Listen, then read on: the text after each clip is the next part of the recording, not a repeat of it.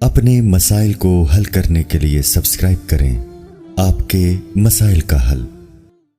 اچھا جی، اب میں آتا ہوں جی محرم میں دسترخوان وسیع کرنا کیسا ہے۔ اس بارے میں ایک روایت ہے کہ عاشورہ کے دن جو اپنے اہل و عیال پر دسترخوان وسیع کرے گا، ان کو کھلائے گا، تو اللہ اس کے رزق میں برکت دیں گے۔ یہ روایت سند کے لحاظ سے کمزور ہے۔ بعض علماء کی رائے یہ ہے کہ اگرچہ کمزور روایت ہے مگر فضائل میں چلتی ہے، تو کوئی اچھی نیت سے دسترخوان وسیع کر دے، وسیع کر رہا ہے نا، کوئی یتیم کے منہ سے نوالا تو نہیں چھین رہا نا، کھلا ہی رہا ہے، تو اگر کوئی گھر والوں پہ اس دن اچھا کھلا دے گا تو اس میں کیا حرج ہے۔ بعض علماء کی یہ رائے ہے، وہ بھی اصحاب علم ہے، لیکن بندہ ایک کو ہمیشہ سے ایک اشکال رہا ہے کہ جب ایک بالکل بے غبار صحیح حدیث ہمارے سامنے موجود ہے تو اس کے مقابلے میں ایسی کمزور روایت کو ہم کس بیس پہ ترجیح دے سکتے ہیں۔ ہمارے سامنے جو بے غبار اور بالکل مستند حدیث ہے، جس کی سند پہ کوئی کلام نہیں ہے، وہ ہے روزہ، عاشورہ کے دن روزہ رکھنا چاہیے۔ روزہ اور دسترخوان آپس میں جمع نہیں ہو سکتے، یعنی عاشورہ کے دن جب آپ دسترخوان وسیع کریں گے تو روزہ کیسے رکھیں گے؟ تو بعض لوگوں نے یہ تعویل کی ہے کہ افطاری میں کر لیں آپ، تو افطاری میں تو 10 تاریخ نہیں رہے گی نا، 11 شروع ہو جائے گی، وہ تو 11 محرم ہو جائے گی۔ بعض لوگوں نے یہ کہا کہ جی 9 محرم کو جب سورج غروب ہو تو عاشورہ کی رات کو دسترخوان وسیع کر لیں۔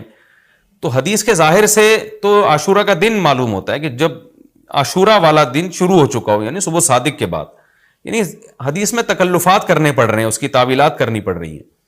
تو اس بارے میں علامہ ابن تیمیہ رحمہ اللہ کی رائے ہمیں بہت صحیح معلوم ہوتی ہے۔ انہوں نے یہ لکھا ہے کہ اصل میں ہوا یہ تھا کہ جب شیعہ حضرات نے عاشورہ کے دن کو منحوس سمجھنا شروع کر دیا کہ یہ منحوس دن ہے اور اس میں غم کا دن ہے، تو بعض سنیوں نے ان کے مخالفت میں نا اس کو خوشی کا دن منانا شروع کر دیا۔ یعنی ہوتا ہے نا، آپ کسی کی مخالفت میں حد سے تجاوز کرتے ہیں، تو انہوں نے خوشی کے دن کے لیے اس میں کھانے پینے کی روایتیں گھڑ لی، کھاؤ پیو کھلاؤ پلاؤ، تاکہ بالکل ان کی مخالفت ہو۔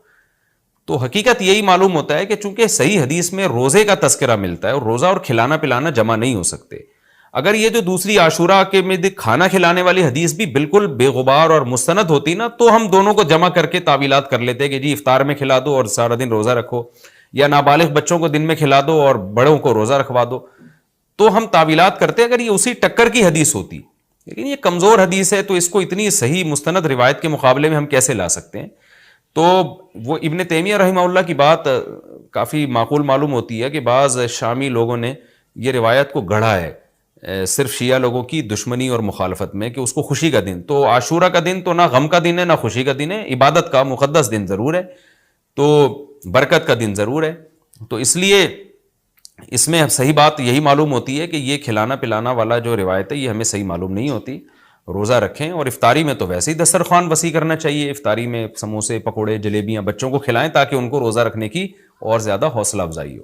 تو اس لیے ہماری رائے اس میں یہی ہے کہ عاشورہ کے دن بس روزہ ہی کی فضیلت ہے، دسترخوان والی بات ہمیں ٹھیک معلوم نہیں ہوتی، کیونکہ اس کے مقابلے میں جو ہے نا، دسترخوان والی حدیث کے مقابلے میں زیادہ صحیح حدیث ہے جو روزہ تو کھانا پینے سے اجتناب کا نام ہے، اور افطاری میں تو ویسے ہی آدمی کھا لیتا ہے، وہ اس کے لیے پھر ضرورت نہیں ہے الگ سے ہمیں کسی روایت کی۔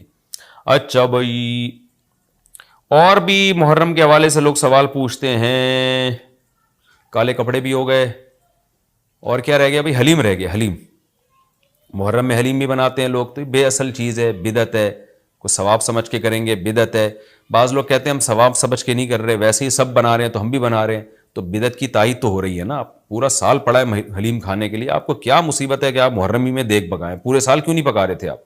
تو جب ایک رسم معاشرے میں غلط رسم پھیل جاتی ہے تو اس کا بائیکاٹ کرنا چاہیے، تو آپ نہ بنائیں، کسی اور مہینے میں بنا لیں آپ۔ تو پوری رات دیگیں چل رہی ہوتی ہیں، مذہب کے نام پہ تو یہ کام نہ کیا جائے نا۔ اور جو لوگ کہتے ہیں مذہب کے نام پہ نہیں کر رہے، ہم تو ویسے انٹرٹینمنٹ کر رہے ہیں، تو یار کسی اور دن کر لو بھائی، تم پورا سال پڑا ہوا ہے نا، ہم نے کب کہا ہے کہ آپ دیگیں نہ پکائیں؟ آپ پکائیں، پوری رات گھوٹے لگائیں اس میں، کسی اور دن کر لیں آپ۔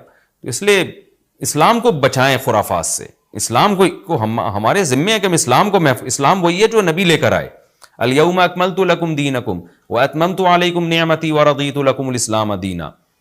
اللہ کہتے ہیں آج کے دن میں نے دین مکمل کر دیا۔ جب یہ آیتیں نبی پہ نازل ہو گئیں تو اس میں حلیم نہیں تھا، محرم کا حلیم، تو دین مکمل ہو چکا، اس کو رہنے دیں آپ. اور پھر وہی ہے کہ جب آپ روزہ رکھیں گے تو حلیم کھائیں گے کس وقت؟ رات کو آپ کھائیں گے تو رات کو تو ویسے ہی کم کھانا چاہیے. سونے کے لیے اللہ نے رات بنائی ہے، کھانے پینے کے لیے تھوڑی بنائی ہے رات. دن میں آپ نے روزہ رکھنا ہے، تو وہ یہ روزے سے بھی میچ نہیں کر رہا یہ جو حلیم ہے نا. اس لیے اس سے اجتناب کریں، ایوائڈ کریں. جو گلی کے لوڑے لپاڑے بنا رہے ہوتے ہیں ان کو محبت سے سمجھا دیں، یار اگلے دن بنا لو، باز آ جائے ٹھیک ہے، نہیں تو پھر نکل لیں آپ پتلی گلی سے، الجھے نہیں لوگوں سے. پہلے تو میں یہ عرض کروں محرم کی اسلام میں فضیلت کیا ہے اور کیوں ہے یہ فضیلت. رسول اللہ صلی اللہ علیہ وسلم نے فرمایا کہ محرم کو آپ صلی اللہ علیہ وسلم نے شہر اللہ قرار دیا ہے. صحیح حدیث ہے کہ آپ صلی اللہ علیہ وسلم نے فرمایا، صحیح مسلم کی حدیث ہے کہ رمضان کے روزوں کے بعد سب سے زیادہ جو روزے افضل ہیں وہ شہر اللہ المحرم، اللہ کے مہینے محرم کے ہیں، یعنی اللہ کی طرف اس محرم کی نسبت کی جا رہی ہے. تو یہ ایک بڑی فضیلت کی چیز ہے. اور قرآن میں جن 4 مہینوں کو محترم قرار دیا ہے، عرب ان مہینوں میں جنگ و جدال کو حرام سمجھا کرتے تھے کہ یار یہ ناجائز ہے، اس میں جنگ نہیں کرنی چاہیے، ان مہینوں کا احترام لازم ہے.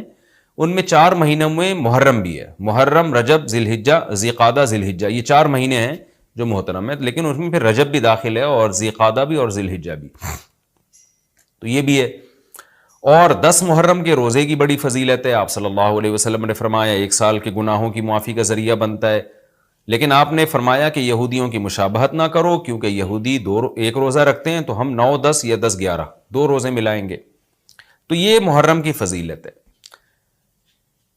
اور یہ کیوں ہے اس کی ہمیں وجہ معلوم نہیں ہے. جیسے کسی نے ابھی بھائی نے سوال پوچھا نا ایک کہ اس میں کوئی واقعات ہوئے تھے، تو پہلے میں بتا دوں 10 محرم میں جب نبی صلی اللہ علیہ وسلم نے محرم کے مہینے کی یہ فضیلت بیان کی تو اس کو کسی واقعے کی بیس پہ بیان نہیں کی ہے.